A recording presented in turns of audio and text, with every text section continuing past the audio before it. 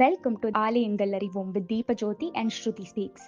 எந்த ஒரு காரியம் ஆரம்பிக்கிறதுக்கு முன்னாடியும் நம்ம முன்னோர்களும் பெரியவங்களும் பிள்ளையார வணங்கிட்டு ஆரம்பிக்க சொல்லுவாங்க.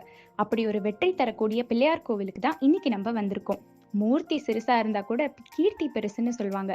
அதே மாதிரி இங்க இருக்கக்கூடிய சுந்தர விநாயகரை வணங்குனா நம்ம கிட்ட இருக்க கவலைகள் அனைத்தையும் நிவர்த்தி ஆகும். இந்த சீரியஸை கன்க்ளூட் பண்றதுக்கு இதுதான் பெஸ்ட் கோவில்னு தோணுச்சுங்க. ஏன்னா நான் பார்த்து நிறைய பேருக்கு அவங்க பிரார்த்தனைகள் கைகூடின கோவில்னே சொல்லலாம்.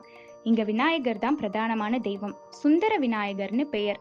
பேருக்கு ஏத்த மாதிரியே அவ்வளோ அழகுங்க இந்த பிள்ளையார். இங்க முருகர் சன்னதியும் பக்கத்திலே இருக்கு. அதை தவிர நவகிரகங்கள் அப்புறம் துர்கை அம்மன் சன்னதியும் பார்க்கலாம்.